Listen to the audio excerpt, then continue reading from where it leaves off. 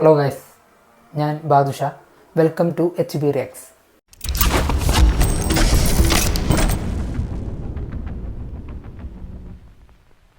ഇന്ന് റിയാക്ഷൻ ചെയ്യാൻ വേണ്ടി പോകുന്നത് റാംചരൻ്റെയും ശങ്കറിൻ്റെയും സിനിമ ഗെയിം ചേഞ്ചർ. അതിൻ്റെ ട്രെയിലർ റിലീസായിട്ടുണ്ട്. അപ്പോൾ അത് റിയാക്ഷൻ ചെയ്യാൻ വേണ്ടി പോകണം. ഇതിൻ്റെ മലയാളം വെർഷൻ നോക്കിയിട്ട് കിട്ടിയില്ല. അപ്പോൾ തമിഴാണ് റിയാക്ഷൻ ചെയ്യുന്നത്. അപ്പോൾ നേരെ റിയാക്ഷൻ ചെയ്യാം, അതിന് ശേഷം ബാക്കി സംസാരിക്കും.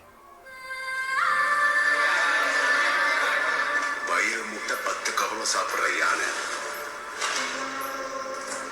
ஒரே ஒரு கவலத்தை வேண்டான்னு விட்டுட்டா பெருசா அதுக்கு எந்த நஷ்டமும் வராது. ஆனா அது லட்சக்கணக்கான எறும்புகளுக்கு ஆகாரம்.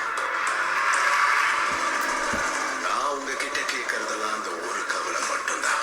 கலெக்டருக்கு பசி வந்துருச்சான், ஒரு கவலை சோறு கேட்கறாருப்பா.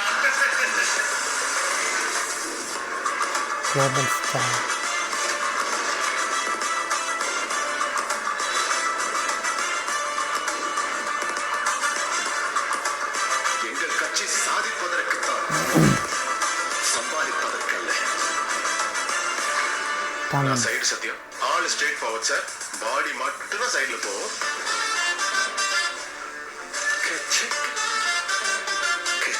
யாராவது உங்க பொண்டாட்டியை கொஞ்சம் செகண்ட் உத்து உத்து பார்த்தா நீங்க விட்டுவீங்களா சார்? அவளை ஒரு செகண்டுக்கு மேல பார்க்க சகிக்காதியா சார்? உங்களுக்கும் எனக்கும் செட் ஆகாது. ஒரு நல்லது நடக்கணும்னா வருஷ கணக்கா காத்துட்டு இருக்க வேண்டியதா இருக்கு. ஒத்துக்கோ மாமா.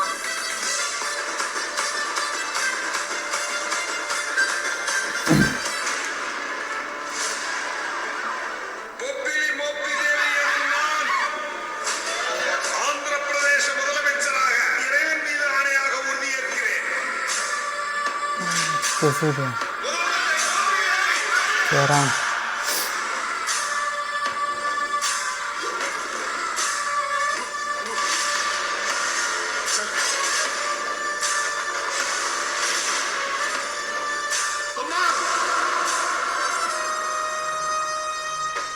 have a blast.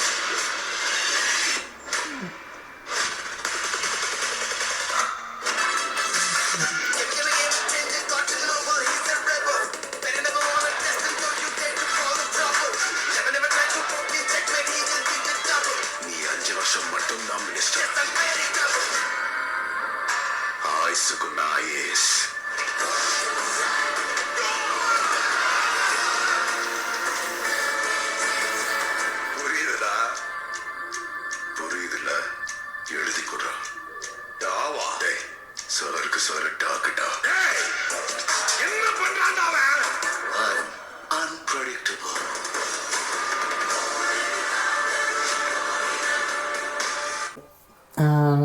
പത്ത് ഒന്നിന്, അതായത് ജനുവരി 10 റിലീസ് വെച്ചാണ്.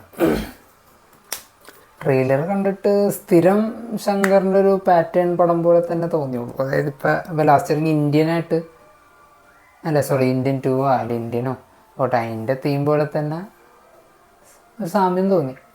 അതായത് എന്താ പറയുക, സോഷ്യൽ തീം, അതായത് നമ്മുടെ സോഷ്യലായിട്ട് നടക്കുന്ന കുറേ കാര്യങ്ങളുണ്ടല്ലോ, നമ്മുടെ അഴിമതി, ഇത് അങ്ങനത്തെ കുറേ പ്രശ്നങ്ങളാണ് പുള്ളിയുടെ. അതായത് ശങ്കറിൻ്റെ മിക്ക സിനിമകളിലും ഏകദേശം അതിൻ്റെ ഒരു ഫ്ലേവറും എല്ലാം ഉണ്ട് മിക്ക സിനിമയിലും.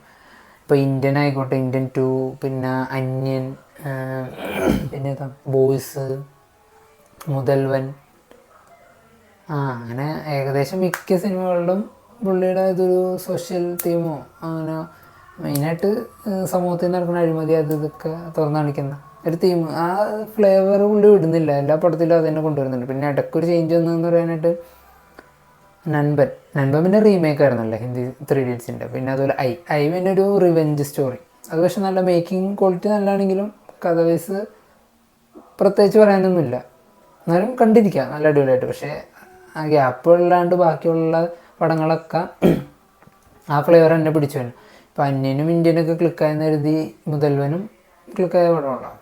അത് കഴിഞ്ഞ് പിന്നെ അതേ ഫ്ലേവർ അതേ ടൈപ്പ് തന്നെ പടങ്ങൾ പിന്നെയും പിടിച്ചുകൊണ്ടിരുന്ന അത്രത്തോളം വിജയിക്കുമെന്ന് അറിയില്ല, കണ്ടറിയാം.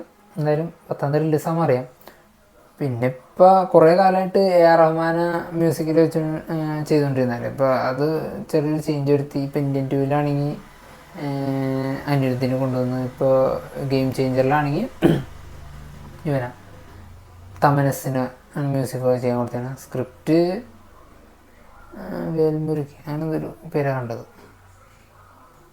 എന്ത് മുരുകനായിരുന്നു? വിവേക് വേൽമുരുകൻ സ്ക്രിപ്റ്റ് ചെയ്തേക്കുന്നത്. പിന്നെ ജയറാമിനൊക്കെ കണ്ടു. ജയറാമിന് പിന്നെ എസ് ജെ സൂര്യ ഉണ്ട്. എസ് ജെ സൂര്യ ഇന്ത്യൻ 2-ലുണ്ടെന്നു. പക്ഷെ എന്നാലും പുള്ളിയുടെ ടച്ച് മൊത്തത്തിൽ പോയ പോലെ ഉണ്ട്. മേക്കിംഗ് ഒക്കെ ഇപ്പോൾ ബഡ്ജറ്റ് എല്ലാ പടത്തിലും മറ്റേ പാട്ടിൻ്റെ കാര്യത്തിലും ആയാലും സീൻസ് ആയാലും നല്ല ഹെവി ബഡ്ജറ്റിൽ തന്നെയാണ് ചെയ്യുന്നത്. നല്ല കാശിറക്കി പാട്ടൊക്കെ പിടിച്ച് വെച്ചിട്ടുണ്ട്. നല്ല ബഡ്ജറ്റ് ഇറക്കി വെച്ചിട്ടുണ്ട്. പക്ഷേ ചില പാട്ടുകൾ കാണുമ്പോൾ തോന്നുന്നു ഇത്രയും ബഡ്ജറ്റ് ഇറക്കി കാണിക്കേണ്ട ആവശ്യകത എന്താണെന്ന് തോന്നും. അത്രയും പൈസ ഇറക്കിയാണ്. ഇത് ഗെയിം ചേഞ്ചർ എന്തോ 400 കോടി ബഡ്ജറ്റ് എന്നാണ് കണ്ടത്. പടം എത്രത്തോളം ക്ലിക്കാവുന്നു. എന്നാലും നല്ല രീതിയിൽ മേക്കിംഗ് ചെയ്ത് വെച്ചിട്ടുണ്ട്. പിന്നെ ആ ഒരു പ്രതീക്ഷ എന്താണെന്ന് വെച്ച് കഴിഞ്ഞാൽ ഇതിൻ്റെ ഓൺലൈൻ ത്രെഡ് കഥ കാർത്തിക് സുബ്ബരാജിൻ്റെ ഐഡിയ എന്ന് വന്നതെന്ന് പറഞ്ഞത്. അപ്പോൾ അതിലൊരു പ്രതീക്ഷ ഉണ്ട്. അതിൽ ചിലപ്പോൾ സ്റ്റോറി നല്ലതായിരിക്കാം എന്നാണ് വിചാരിക്കുന്നത്. പിന്നെ രാംചരൺ ഡബിൾ റോളാണെന്ന് തോന്നുന്നു ട്രെയിലർ കണ്ടിട്ട്.